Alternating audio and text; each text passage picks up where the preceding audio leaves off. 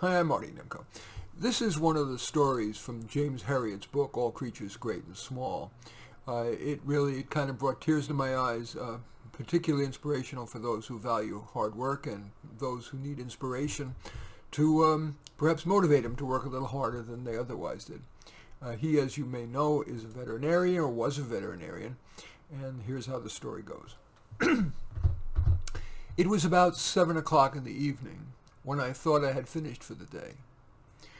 Then I got a call from Terry Watson, a young farm worker who kept 2 cows of his own. One of them, he said, had summer mastitis. Mid-July was a bit earlier for that, but in the later summer months we saw literally hundreds of those cases. In fact, a lot of the farmers called it August bag. It was an unpleasant condition because it was just about incurable and usually resulted in the cow losing a quarter of its udders and its milk, sometimes even its life. Terry Watson's cow looked very sick. She had limped in from the field at milking time, swinging her right hind leg wide to keep it away from the painful udder, and now she stood trembling in her stall, her eyes staring anxiously in front of her. I drew gently at the affected teat, and instead of milk, a stream of dark, foul-smelling serum spurted into the tin can I was holding. "No mistaking that stink, Terry," I said. "It's the real summer type, all right." I felt my way over the hot, swollen quarter, and the cow lifted her leg quickly as I touched the tender tissue. "Pretty hard, too. It looks bad, I'm afraid." Terry's face was grim as he ran his hand along the cow's back. He was in his early 20s, had a wife and a small baby, and was one of the breed who was prepared to labor all day for somebody else and then come home and start work on his own few stock. His 2 cows, his few pigs, and his hens made a big difference to someone who had to live on 30 shillings a week. "I can't understand it," he muttered. "It's usually the dry cows that get it, and this one is still giving me 2 gallons a day. You'd be on tar if only she'd been dry." You see, the farmers used to dab the teats of dry cows with Stockholm tar to keep the flies off, which were blamed for carrying the infection. "No, I'm afraid all cows can get it, especially the ones that are beginning to dry off." I pulled the thermometer from the rectum and it said 106. "What's going to happen then? Can you do anything for her?" "I'll do what I can, Terry. I'll give her an injection and you must strip the teat out as often as you can. But you know as well as I do that it's a poor outlook." I know all about it." He watched me gloomily as I injected the chlorine pyogenes toxoid into the cow's neck. "Even now we're still doing this for summer mastitis because it's a sad fact that none of the modern range of antibiotics had much effect. She'll lose her quarter, won't she? And maybe even die." I tried to be cheerful. "Well, I don't think she'll die, and even if the quarter goes, she'll make up for it with the other 3. But there was the feeling of helplessness I always had when I could do little about something that mattered a great deal, because I knew what a blow this was to the young man.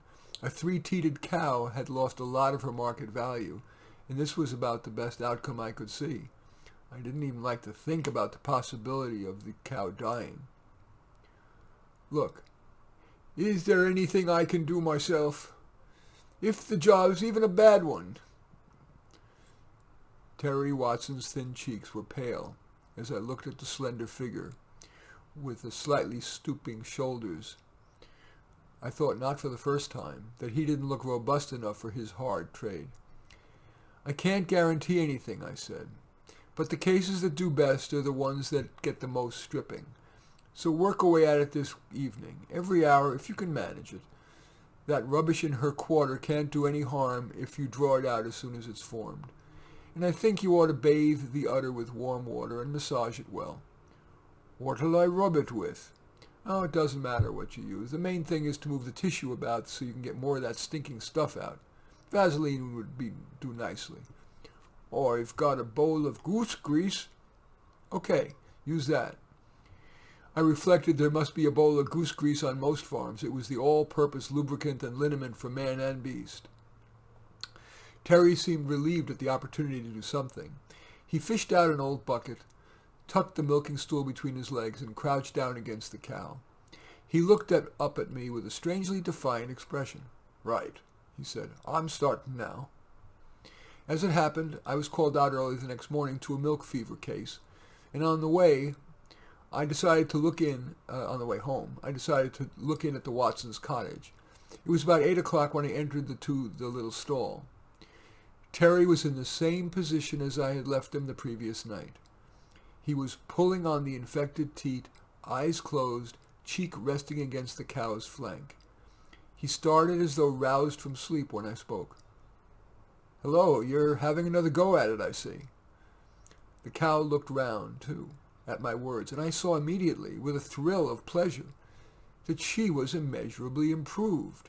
She had lost her blank stare and was looking at me with the casual interest of the healthy bovine. And best of all, her jaws were moving with that slow, regular lateral grind that every vet loves to see. "My God, Terry, she looks a lot better. She isn't like the same cow." The young man seemed to have difficulty keeping his eyes open, but he smiled. "Aye, and come and have a look at this end." He rose slowly from the stool, straightened his back a little bit at a time, and leaned his elbow on the cow's rump. I bent down by the udder, feeling carefully for the painful swelling of last night. But my hand came up against a smooth, yielding surface, and in disbelief, I kneaded the tissue between my fingers. The animal showed no sign of discomfort. With a feeling of bewilderment, I drew on the teat with thumb and forefinger. The quarter was nearly empty, but I did manage to squeeze a single jet of pure white milk onto my palm. "What's going on here, Terry? You must have switched cows on me. You're having a joke on me, aren't you?" "Nay, Governor," the young man said with his slow smile. "It's the same cow, all right. She's better, that's all. But it's impossible. What the devil have you done to her?" "Just what you told me to do. Rub and strip." I scratched my head. "But she's back to normal. I've never seen anything like it." I know you haven't." It was a woman's voice, and I turned and saw young Mrs. Watson standing at the door holding a baby. "You've never seen a man that would rub and strip a cow right round the clock, have you?" "Round the clock?" I said. She looked at her husband with a mixture of concern and exasperation. "Yeah, he's been there on that stool since you left last night. Never been to bed. Never been in for a meal. I've been bringing him bits of pieces and cups of tea. Great fool. It's enough to kill anybody."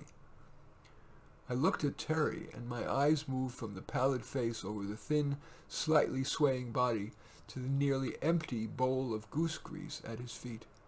"Good Lord, man," I said, "you've done the impossible. But you must be exhausted. Anyway, your cow is now good as new. You don't need to do another thing. You can go in and have some rest." "Nay, I can't do that." He shook his head and straightened his shoulders. "I've got my work to go to, and I'm late as it is." Anyway, that story moved me. I hope it moves you. In any event, I do thank you for watching. I'm Marty Nemko. I welcome your thumbs up and accept your thumbs down. I always look forward to your comments, and especially like it if you hit the share button below. Share on your social media so that my efforts can have broader impact. And I am flattered if you choose to subscribe to my channel. And in any event, I do thank you for watching. I am Marty Nemko.